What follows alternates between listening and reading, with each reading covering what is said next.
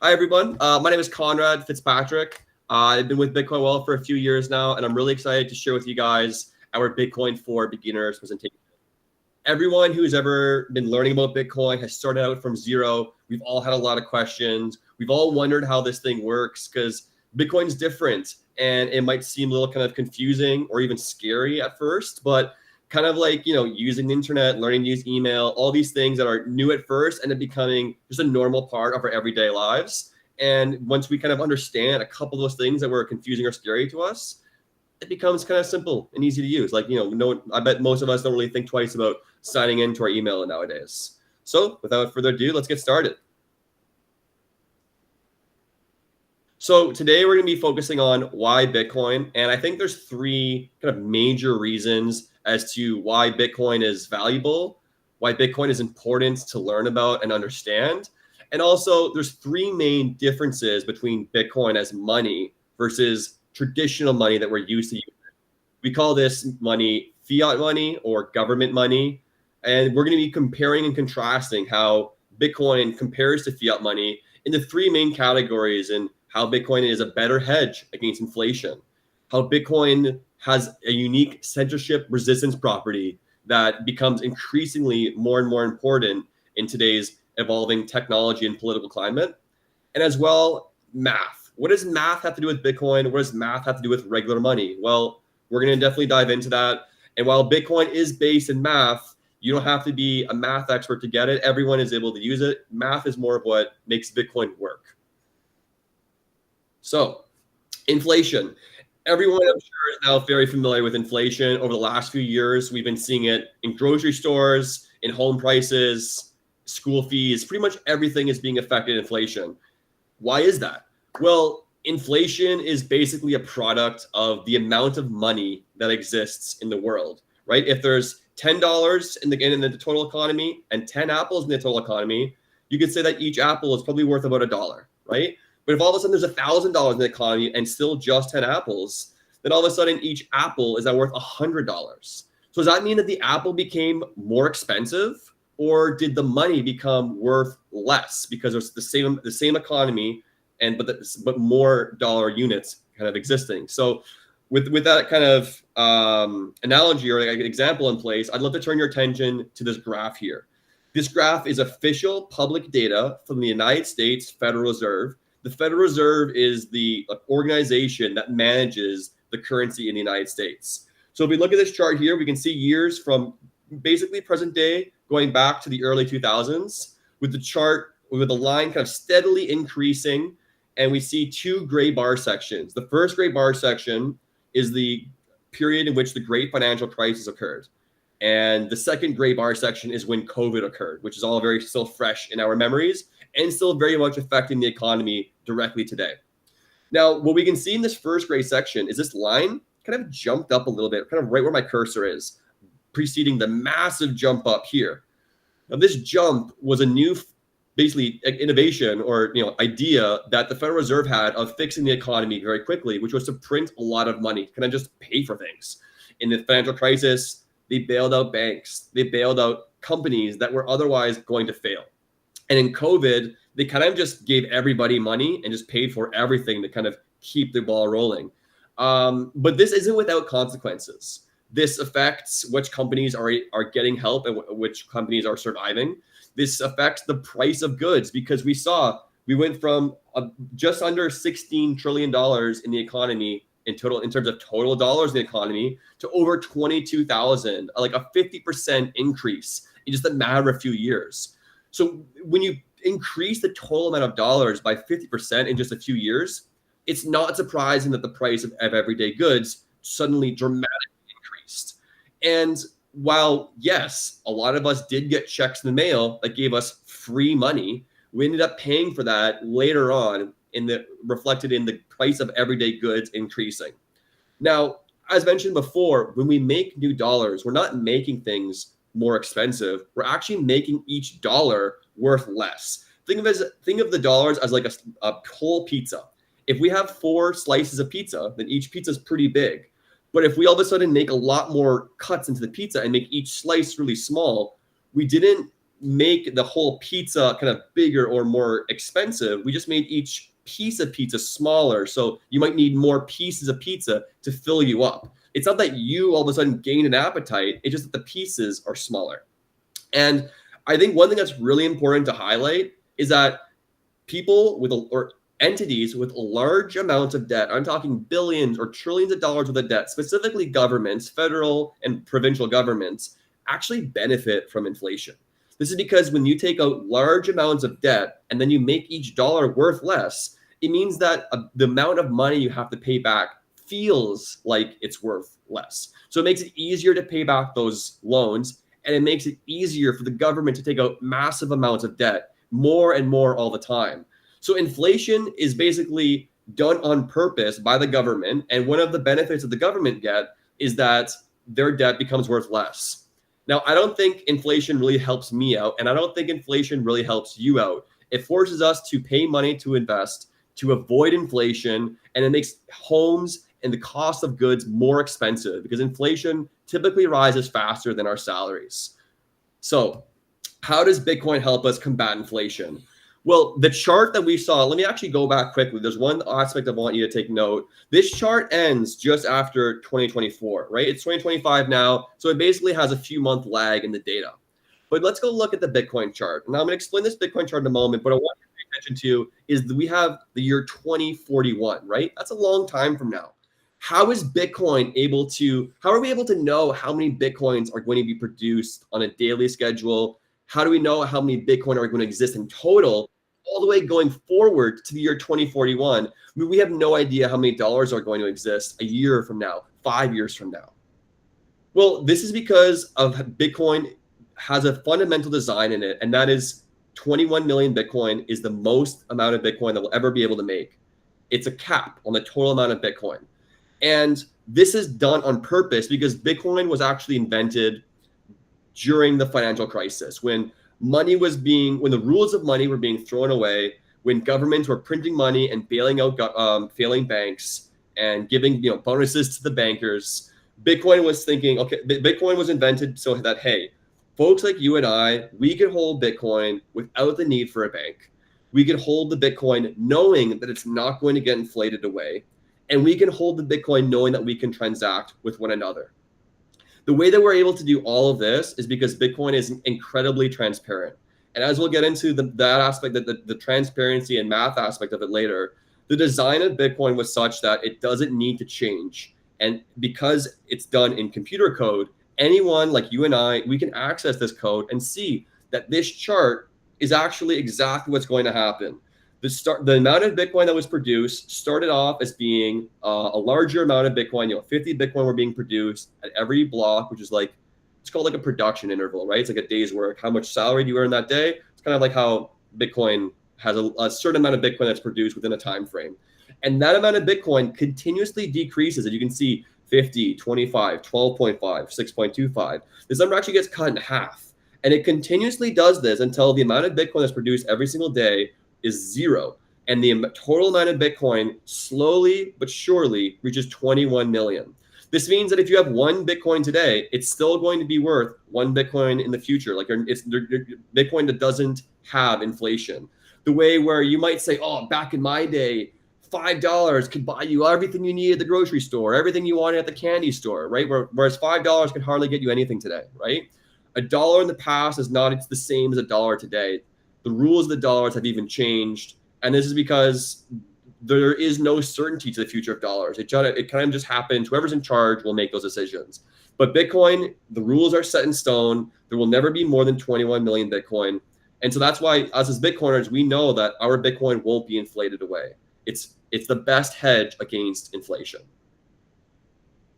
All right, now let's look at censorship resistance. So I previously talked about how with Bitcoin, you're able to hold the Bitcoin in your own wallet. You don't have to involve anybody else in your Bitcoin ownership journey.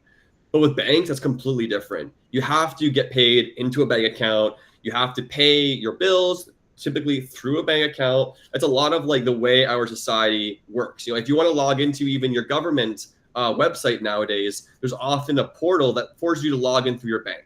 Banks have become necessary institutions, and banks are highly centralized. This means that everything has to go through that point for it to work. And this means that banks not only hold on to your money, but they're also involved in sending your money. So it's pretty much impossible to use government money without relying on the banks and the good graces of the banks, right? Like we talk about we've all heard about the Canadian truckers protest recently, how if you donated $50 to the Canadian truckers for a political cause that you may have believed in or may have supported to a varying degree, your entire bank account could get shut off. That means that you might not be able to pay for medication. You might not be able to transport yourself to work or meet a loved one. You're basically cut off from the economy. And whether it's a Canadian truckers protest, whether it's donating to fighters in Ukraine or people that have lost their home in Gaza, it doesn't really matter what your political cause is. All three of these political causes I just outlined are on different areas of the political spectrum, yet they're all being censored because it goes against the government's intended political system. And this is kind of what makes Bitcoin special, is that I could donate to the truckers protest, to Ukrainians, to Gazans through Bitcoin, because I don't have to go through the banks. I don't have to go through this centralized financial system that controls and monitors my payments and allows them if they're okay, but prevents them if they go against the government's political beliefs. And one of the things that you may have seen is that in the past, it's been difficult to buy Bitcoin. Maybe your bank hasn't allowed you to buy Bitcoin, or they made it difficult for you to buy Bitcoin. This is actually an intentional government operation called Operation Choke Point, where the government tries to suffocate the success of Bitcoin and Bitcoin adjacent companies by preventing money from arriving or making it difficult for money to arrive at the Bitcoin institutions. This has since been for the most part rescinded and has become easier to buy Bitcoin. But this censorship shows that the banks and government want to control you and your money, and money is an excellent tool for control. You can even think of how in China they have a social credit score system, and it's very easy in a communist surveillance society to shut somebody off from the economy. And unfortunately, it appears that Western societies are gravitating towards that direction of censorship and of mass surveillance. And the best way to overcome that censorship is by holding Bitcoin, because if you can express your will financially, you can express your freedom of speech, you can express your political will, you can express your private property desires with Bitcoin. Bitcoin is the only currency that truly allows you to live freely and live with independence. So why am I constantly saying that Bitcoin is kind of this unstoppable force? And that's because Bitcoin doesn't have a central point. There is no CEO of Bitcoin, like there's a CEO of Facebook or a CEO of JP Morgan. There is no board of directors that have a direct, phone line with the government or a government agency that tells them what they can and can't do. There is no agenda pushing. Bitcoin is just kind of an open system that thousands and tens of thousands of people around the world voluntarily uphold and preserve. You can't stop you can't take someone's Bitcoin away, because each Bitcoin uses this thing called cryptography that basically means nobody can hack into a Bitcoin wallet. The US government, with all their energy, all their army and all their guns and bombs, they can't use that power to hack your Bitcoin wallet. They can maybe hack something else like iCloud. If you use your iCloud photo storage, they can hack that, but they cannot hack the cryptography that secures your Bitcoin wallet. This means when you use Bitcoin on a wallet, you have a financial force that cannot be censored, cannot be stopped, cannot be confiscated, and you truly have the ability to transact to whomever, whenever, wherever. Like you have limitless freedom when you have Bitcoin. Limitless economic freedom that has not been possible before the invention of Bitcoin. Now, why is Bitcoin so secure? Well, we just had an election in the United States. In Canada, we had our head of the government just quit, right? We don't know who's ever going to be in charge. In fact, we know for sure the people that are in charge are going to be different all the time. And those people have different opinions. They might wake up grumpy and be a little bit hungry, or make a bad decision, or make an emotional decision, or they might have influence from lobbyists or external parties. This basically means that when you trust people, you have nothing that you can trust, because people are changing, people's opinions are changing. But as mentioned before, Bitcoin isn't run by anybody. It's decentralized. There's no CEO. There's nobody in charge. It's just a system or a protocol that people voluntarily choose to use. And as displayed on my screen here, this, if you don't work in computer science, I don't work in. This looks almost a little bit scary for me, but I kind of just swallow that and I look and I see coin subsidy 50 times coin subsidies cut in half. That's that chart that I showed you earlier where the amount of Bitcoin produced in each interval starts off at 50 and then goes to 25, then goes to 12.5, then 6.25. We can actually see that in code. And that's why we know the future of Bitcoin. Because when we look at Bitcoin, we don't trust or look to people. We look to code that everybody can see and that everybody knows. It's already decided what's going to happen with Bitcoin 100 years from now. It's going to slowly reach 21 million Bitcoin. That's what's going to happen. Bitcoin's not going to be controlled by anybody because it's controlled kind of by everybody equally, which means nobody's in charge of one another. And that's kind of what makes Bitcoin so secure, because there's only going to be 21 million coins. No one can stop it. No one can take it away from you. And we know that for sure because we're trusting in transparent math. Now, if someone wanted to change this math, like anyone in this call could propose a change to Bitcoin, but what that would require would be an overwhelming majority, say like 95% of all the people that are running Bitcoin on their computers, they would all have to vote to agree, right? This isn't like a 50% democracy or 51% democracy where the rich can persuade people and they can create a lot of influence through a lot of money. Having a lot of Bitcoin does not allow you to have more power in the system. Every person has an individual and equal voice. And that is truly what makes Bitcoin so unique, is that it's rules without rulers. So how do we get started with Bitcoin? Well, it's actually really, really simple. You can basically get started with Bitcoin from any device that's connected to the internet. There are some wallets or applications that you can use to start acquiring and holding on to your Bitcoin. You use those apps as well to send your Bitcoin. Think of like a mobile banking app where you can kind of receive and send money. That's basically what a Bitcoin wallet does. The wallet that we recommend for you is Blue Wallet. This wallet is highly used, highly reviewed. All the code for this wallet is transparent, which means plenty of people have taken a look and said, yep, this is legit. No one's taking your Bitcoin. Nobody has access to any of your private Bitcoin information. It's just basically does what it says it's going to do, which allows you to safely use Bitcoin. Hardware wallets are kind of like the safe, like the big hunking safe with like a turning lock code to kind of open it. That's basically what a hardware wallet is. And you wouldn't really use a big safe to maybe store like $50. You would use that for larger amounts of money. And just as you would use a safe for large amounts of money, hardware wallets are optimal for storing large amounts of Bitcoin, and ideally for a long period of time. You know that if your Bitcoin is in a wallet that uses a hardware wallet, you know that your Bitcoin is going to be safe and secure for decades. And one of the things that's really unique about Bitcoin is that Blue Wallet is completely free. Hardware wallets are maybe like $100 or $200, right? If we're talking about big safes, as I described in the analogy earlier, those things can cost thousands of dollars. And then if you want to move the gold, you might need to hire private security, armed guards, a small army to move around all of the gold that you have. But with Bitcoin, because you transact it digitally, you can do that for $1 or $2 in fees and move hundreds of millions of dollars with the highest security. Because as I mentioned before, Bitcoin wallets cannot be hacked, and everyone who uses Bitcoin kind of monitors it together. So you know that your transactions are going to be safe and secure because you have thousands of people equally monitoring it and ensuring its validity simultaneously. We're going to switch over now to show you a quick demonstration on how to set up a Bitcoin wallet. You may already have had a wallet set up in the past. You may have done it yourself. But if you haven't, this will kind of outline for you the entire process. And I know that this part might seem a little bit complicated, like, oh, how am I going to do a Bitcoin wallet?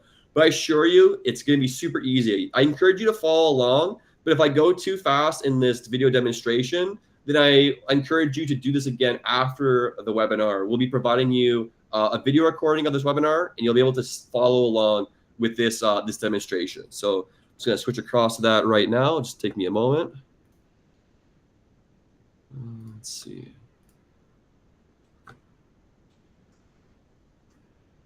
All right.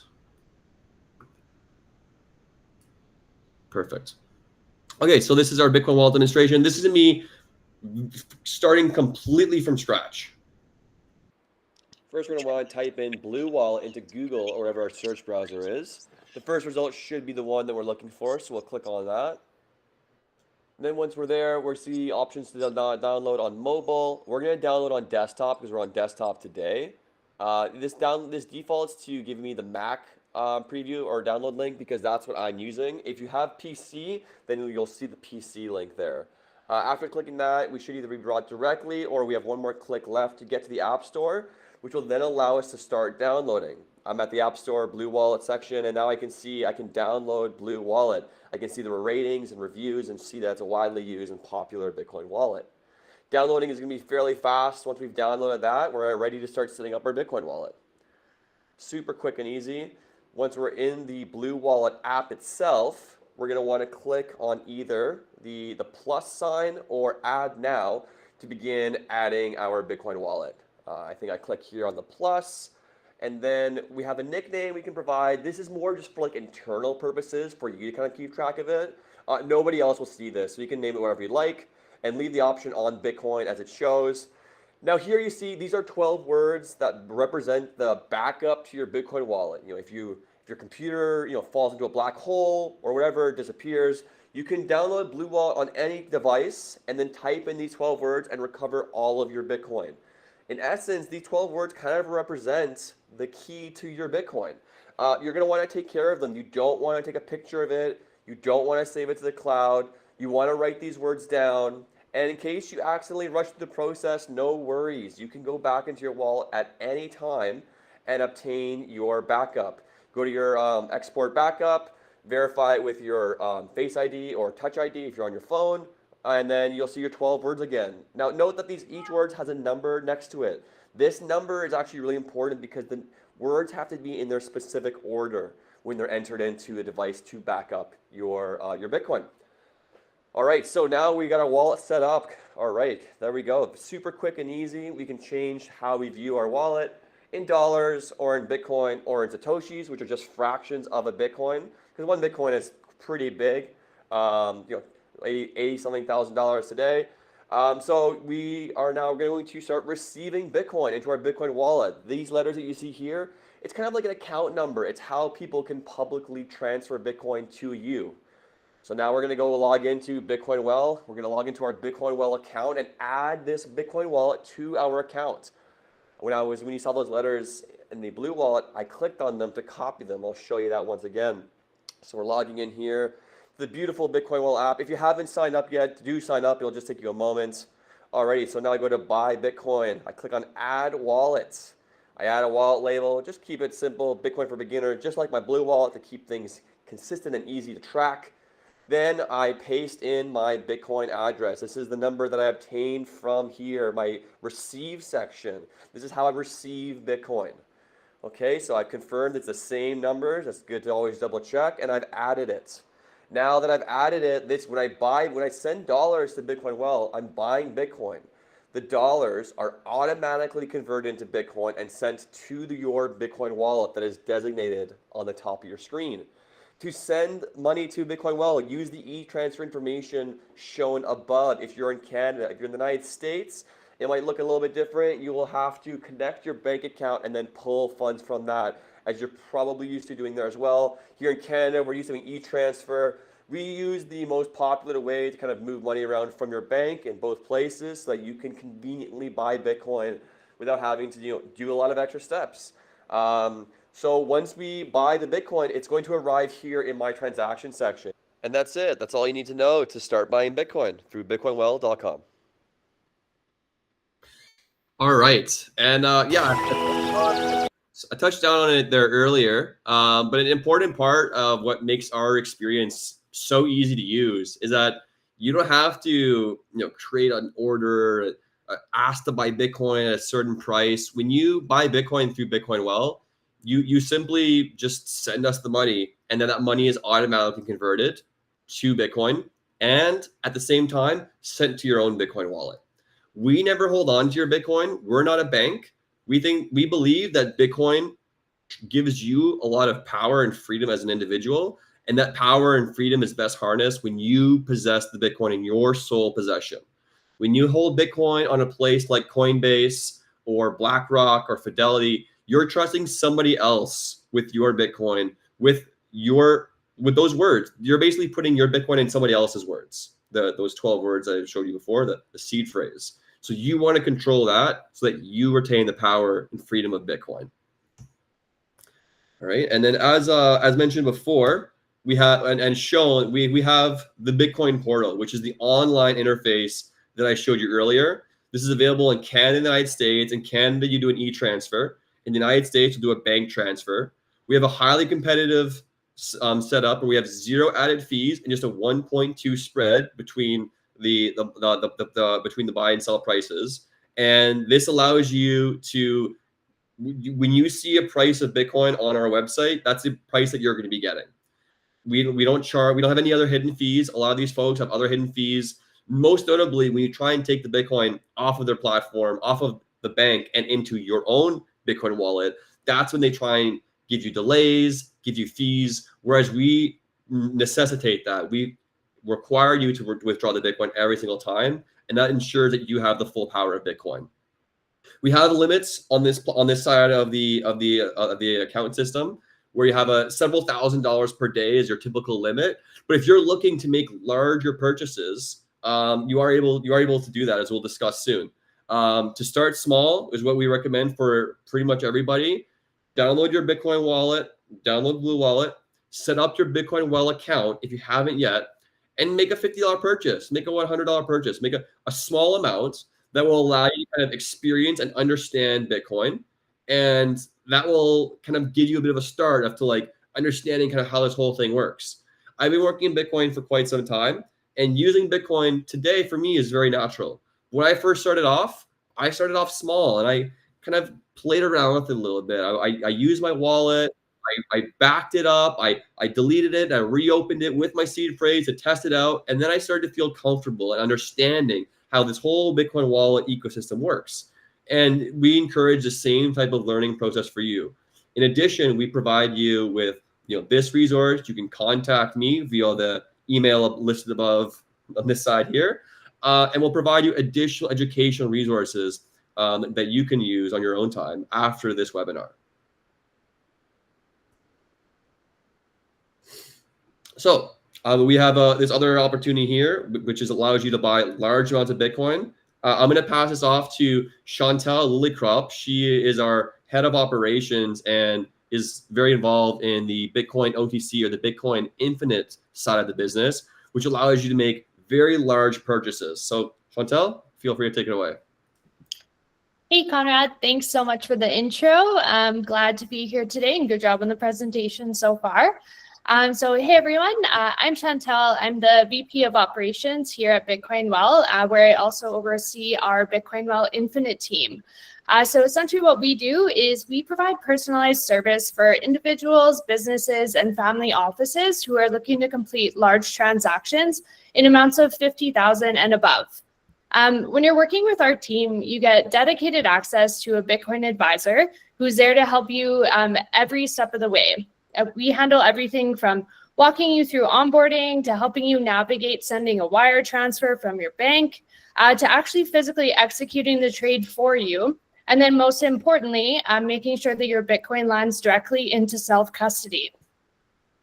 When you're dealing with large sums of fiat or Bitcoin, you want to make sure you have an experienced Bitcoiner guiding you through the process. And that's exactly what me and my team are here for. So we basically work with everyone from the customer who understands that they need to preserve their wealth, but hasn't gone through the process of setting up their first wallet yet, all the way down to seasoned Bitcoiners who are looking for access to deep liquidity and seamless execution. So our fees are essentially as low as 1% spread. And again, very similar to the online platform, we don't have any additional trading fees and no withdrawal fees. So if you're interested in learning more, you can reach out to us at otc@bitcoinwell.com to book a meeting with one of our executive Bitcoin advisors. And essentially in that meeting, what we'll do is we'll really ask you more questions about where are you at in your Bitcoin journey. Everyone is at a different spot, and we want to make sure that we're catering our services directly to you. So yeah, looking forward to hearing from you. And if you have any questions, feel free to ask in the Q&A period or send us an email. Fantastic. Thank you, Chantel, for that. And yeah, Chantel, you'll be working either directly with Chantel or someone from our team. We've all been in Bitcoin for quite some time, so we'll be able to handle any of your questions, inquiries, or any difficulties you might have along the way. Let's move on here.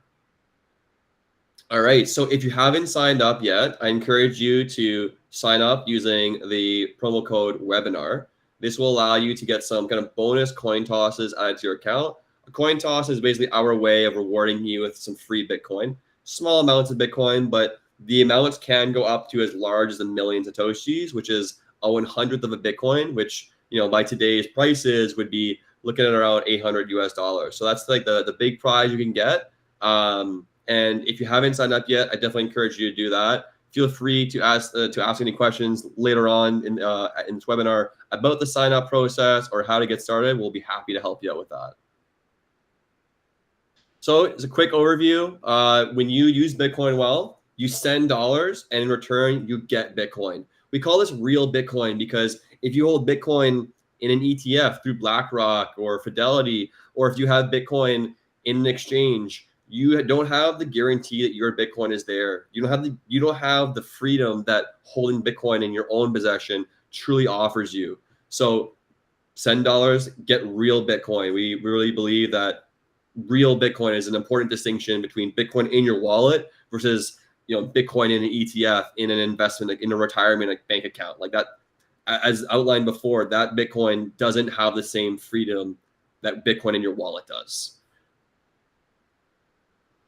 And as mentioned before, if you're looking to learn more about Bitcoin, we encourage you to sign up for a free online course. We call it Bitcoin Academy. This will give you some in-depth information with some video tutorials on kind of the things I described before, like how Bitcoin works, how Bitcoin and when Bitcoin was invented.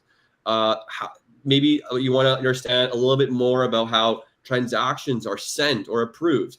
While these things aren't necessary to understand to start using Bitcoin, just for your own, you know, practicality or own curiosity, you might want to better understand some of these things. In the end, Bitcoin is a new thing, and it kind of is transformative in the way that we use money. In the same way that the internet was transformative in how we transfer and use information, Bitcoin is transformative for how we send and use money. And that's pretty exciting because the internet changed a lot of things about our society and about our economy. And it's very likely that Bitcoin will be equally, if not more, transformative to our society and economy. And that makes it fun and exciting to learn about. So if you want to continue learning about Bitcoin, check out our Bitcoin Academy. It's going to be a fun and exciting resource to learn a lot more about Bitcoin. And that about wraps up our Bitcoin for Beginners webinar. I really hope that one of you or all of you learned something today. And if you have any lingering questions, I think I saw a couple hands get raised throughout the presentation.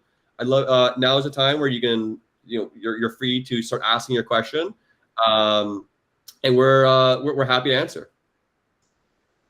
Okay, let's see, Kathy. We didn't get too many. All right, Conrad. So yeah, Uli. Sorry. So we do have a question from our audience. They want to know if you know where Blue Wallet Labs is based. That's a good question. I actually do not know off the top of my head. It's probably something that you would be able to hit up on Google. I think the most important thing about Blue Wallet is kind of what the software says the app is going to do. Because the software or the code is like the instructions. And as long as those instructions ensure that your Bitcoin is safe, the geography doesn't matter too much. Now, I mentioned before that you can, like if your computer falls in a black hole, you can download Blue Wallet again and put in those words. But Blue Wallet is just one of the countless options that you have. If you don't want to use Blue Wallet, you can use a different Bitcoin wallet. Blue Wallet is just the one that us at Bitcoin Wallet recommend because it's very easy to use. You can use it on your phone if you want. You can use it with a hardware wallet. You can start small and scale up your Bitcoin experience with Blue Wallet. And if you want, you can start your wallet with Blue Wallet, take your 12 words and put into a different wallet, like another color, green wallet, or any number of wallets that are highly used and recommended. I would definitely recommend using a wallet that is very popular and very highly reviewed, because that's how you're going to know it's trustable. Great question. All right, and we do have another question. Can I send sats or satoshis from my Wallet of Satoshi account to Blue Wallet?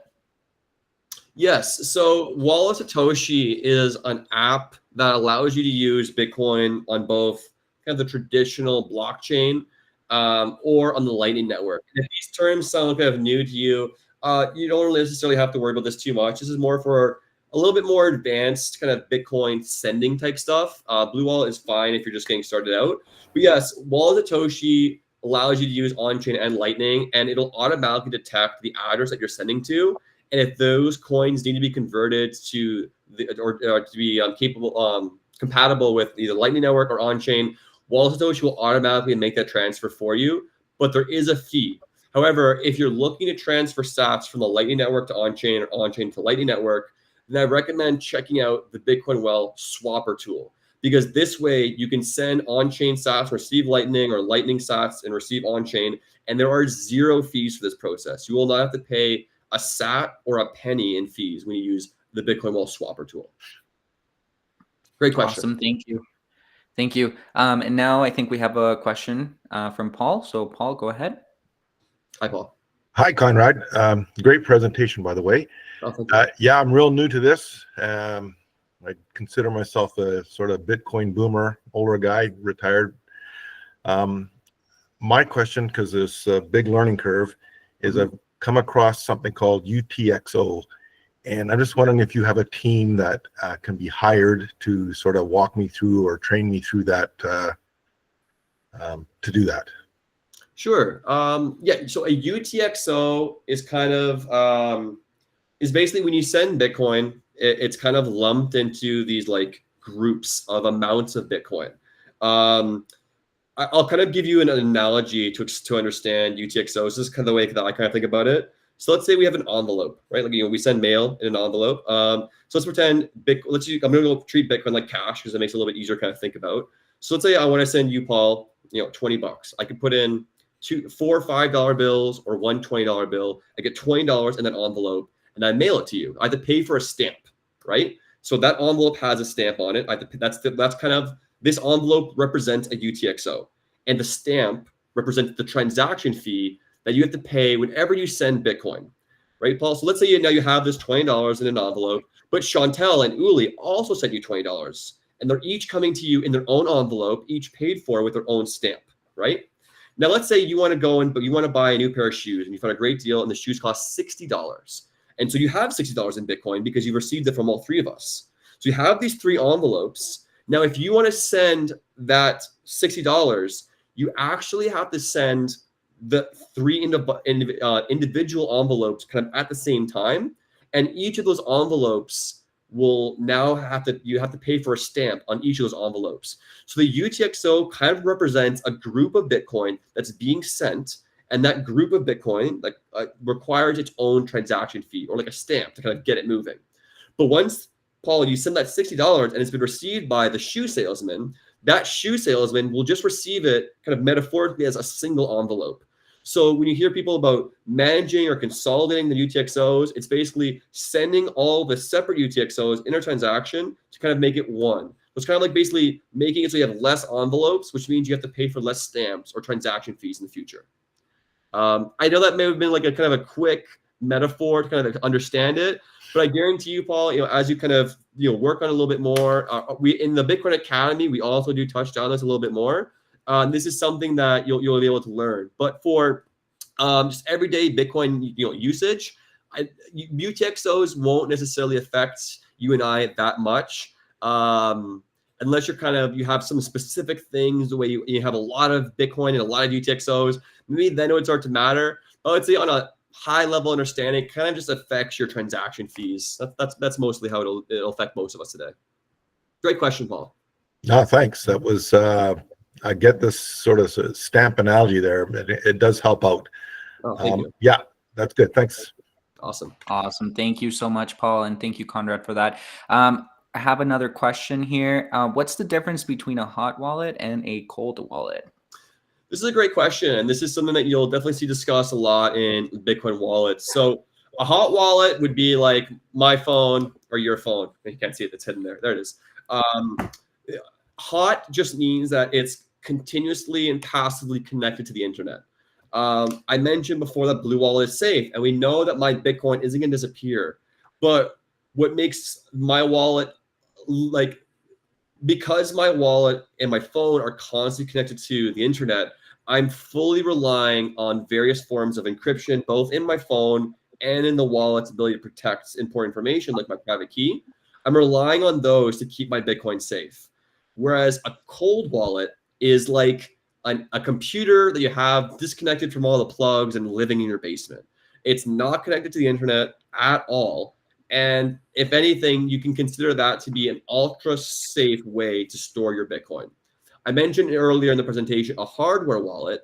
A hardware wallet is a kind of like a small computer that's only designed to secure and transact Bitcoin.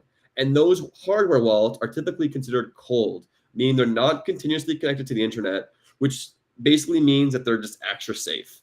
You can store large amounts of Bitcoin on your phone, on a hot wallet, but kind of like the wallet you keep in your back pocket or in your purse, you don't want to keep all of your money in there. You want to keep all of your money in your safe, which you have locked up at home. And your wallet is more meant for smaller, daily, discretionary type spending. Hope that answers your question. Good question. Thank you, Conrad. All right. And now Joe has a question. Joe? Hey, Joe. Good presentation and a good explanation, because I've listened to the explanations about 1,000 times. But anyway, I've got Cold Card Q, I think is the number. It's their latest one that out. I've had it about 9 months, I guess. Mm-hmm. That's going to be my hard wallet. So you're saying that you guys believe that the Blue Wallet is one that you could use for, and you just answered it, I think, but I just want to see the difference between the hard and the cold wallet and what you think of the Cold Card Q. Great question. So just get a little background information for the audience. So what Joe is describing here with Cold Card, this is a brand of hardware wallets. These are phenomenal hardware wallets. They prioritize security as being their #1 priority. So when you have your Bitcoin on a Cold Card, it's going to be ultra secure. And Joe, I believe you were asking whether Blue Wallet is compatible with your Cold Card. The answer is yes. There's a variety of wallets that are kind of compatible. The way that these wallets will typically work is I might say, hey, I have an interface on my phone that says, hey, I want to send Joe some Bitcoin. And my phone is going to say, okay, I need, you said yes on here, but I need you to say yes also on your Cold Card for extra security. It's kind of like the double check. And so let's pretend this is my Cold Card. I would have to, connect it to my phone or wirelessly or through a cord. And then my phone will say, hey, wallet, do you want to send this Bitcoin? And then I confirm and I say yes. That yes, that kind of the permission or the ability to send Bitcoin is what is isolated in the Cold Card. The Cold Card, like another word that we've heard to describe these wallets is called a signing device. Because to authorize a transaction, you kind of need to put a signature on it. Like, to authorize a contract or anything, you kind of need a signature, right? So your signature or your stamp of approval is what the Cold Card does. And your Blue Wallet is kind of just asking the question to your Blue Wallet. Say, hey, your Blue Wallet is asking the question to your Cold Card saying, hey, can I send this Bitcoin? And you confirm it, yes. And you have a dedicated device that's not connected to the internet. So there's no kind of opportunity for some other third party to influence that question. I hope that wasn't too high level, Joe. I try to keep it pretty practical for you. Is that good? No, that's spot on. I assume there's someone in your OTC department that could help assist with setting up that Cold Card for me. Potentially, yeah. As well as let me just take a note of this. There are some the way that I like to learn some of these things is maybe with like a video, because then I can kind of pause and go back and really follow the step-by-step instructions. So Joe, I was gonna write down your name and information, because there's a cold card queue setup video that I saw on YouTube recently that was super short, super simple. I'd recommend following that pretty much to a T, and I think that's going to give you everything you want. Yeah, there we go.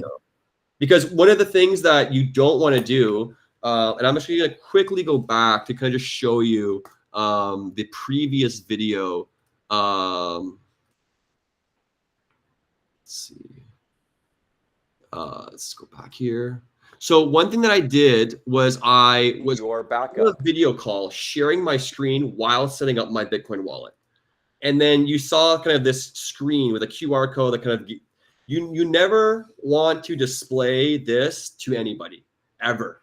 If you have someone from our company or anyone that is claiming to help you with your Bitcoin, you do not want to show them this QR code that kind of is involved in where the 12 words are. You don't want to show anybody your words. So if anyone's ever seeking wallet help or wallet setup advice, never share this. If someone is asking for this, they're trying to steal your Bitcoin. So definitely don't ever show this to anybody. It's okay to be like, no, I'm not going to show you this. Go take a hike. I'm not showing you my 12 words. That definitely you don't want to be sharing those words. All right. Thank you, Conrad, and thank you, Joe. I do have another question here, Conrad. When sending or receiving Bitcoin, how long does it take?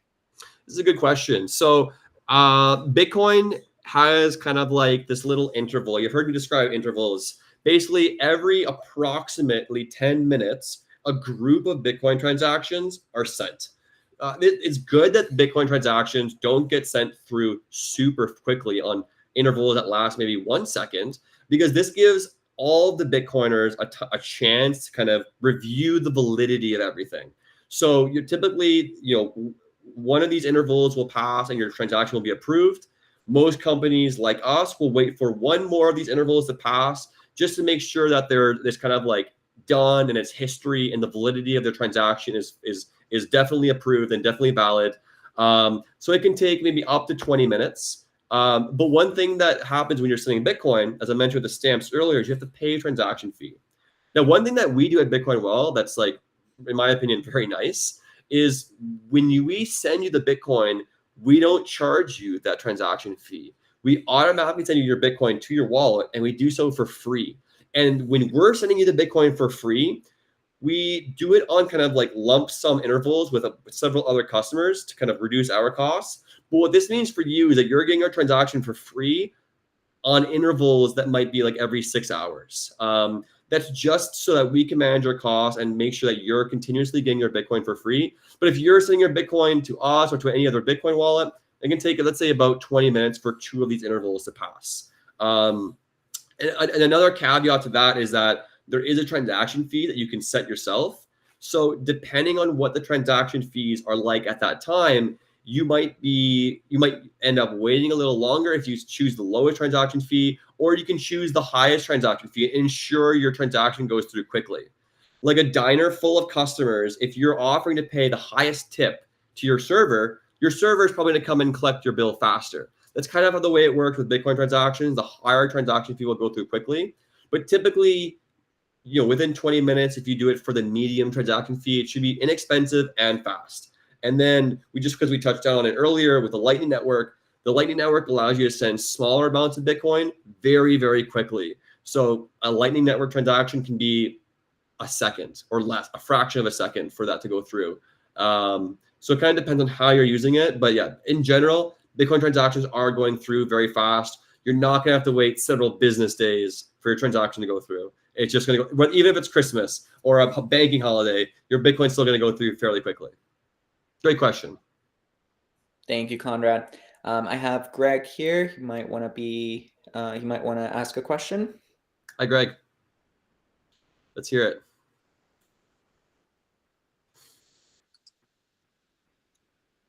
Here we go. Good afternoon, Conrad. I've enjoyed your presentation. Thank you.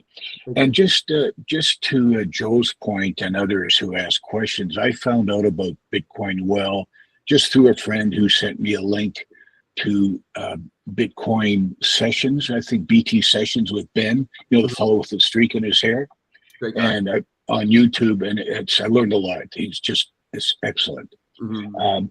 My question for you, Conrad, just kind of a posing something general.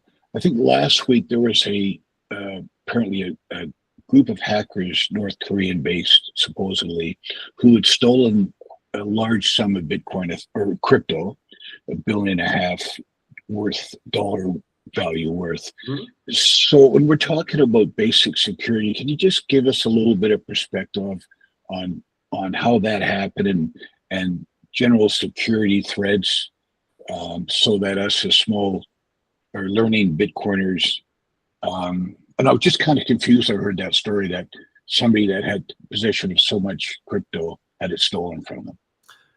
That's Greg. That's a fantastic question. I think everyone in the audience is wondering this to some degree, and the answer will definitely be useful for all of them. So, as I mentioned before, Bitcoin cannot be hacked, but you're describing this very real situation where a lot of different cryptocurrency, but similar technology was hacked. So how can these two things be true at the same time? And this has to do with the location of the secure information, or the 12 words that I outlined before. One thing I mentioned was you don't want to show that to anybody on a video screen. You don't want to save that onto the cloud. Basically, you don't want a digital record of your keys. Let's say I have an iPhone, or if you have an Android, if you take a photo, that photo can be uploaded to the cloud. So in theory, if a hacker gained access to your iCloud account, they could go through all of your photos and see where your 12 words are. And then they could pull those words into a new wallet and then take them. So what happened with it was a cryptocurrency exchange, Greg, that was hacked. They're kind of like a bank for your cryptocurrencies. And if you're able to access some of that bank's or that exchange's software, then you're able to basically gain executive access to all of the customer accounts, because that exchange, or that let's call it a crypto bank, that crypto bank holds on to everybody's money. And if you're able to access the software of that crypto bank, then you could send out other people's money to your wallet as a hacker.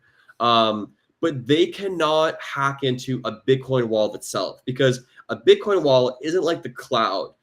In short, a Bitcoin wallet uses cryptography that there are more combinations to this cryptography than there are atoms in the universe. So even with 1,000 supercomputers, it's impossible to hack any given wallet. And so if the way that I recommend to back up your wallet is to look at the words that you see displayed and then just write them down on a sheet of paper. Or even better yet, we've partnered with this company called Stampseed. And what Stampseed is it's a titanium plate about this big, and you hammer in the letters and your full words for your backup. So that way it's not stored digitally. It's stored very securely in like a format that will exist for a long time. So even in a world where your house burns down and all of your gold bars have melted and become worthless, you can dust off your titanium plate with your Bitcoin words on it, buy a new computer, download any Bitcoin wallet app, and enter those words to recover your Bitcoin, and you'll be good. The short of it, Greg, is that you don't want to store your information, your Bitcoin words, in any digital means. You want it to be just purely analog, written down on paper or stamped into a sheet of metal. Okay, good. Well, I've got mine written down, and I have an actual physical safe in my basement, and that's where it is. Perfect. And obviously another small step that you can do is you don't want to advertise the amount of Bitcoin you have, anything like that. You basically just want to be like nonchalant or just kind of almost be secretive about it. Because then the less information out there circulating means you're less of a target. Right. Perfect. Thank you, Conrad. Thank you for that great question, Greg. Thank you so much, Greg. We might have another question from the audience. Yes, so I see one here. Any comment on a safety deposit box? Yes, a safety deposit box, while is a good place to store certain documents or certain things. There is a possibility where the government can, or where the banks can open that safety deposit box and potentially look inside.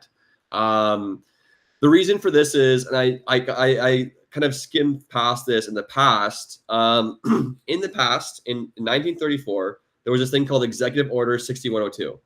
In the early 30s, the United States was in a recession, in a depression actually, along with the entire world.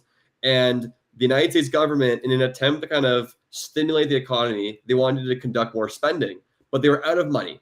And money was just based on gold. It wasn't like today where you just print money and there wasn't really any rules.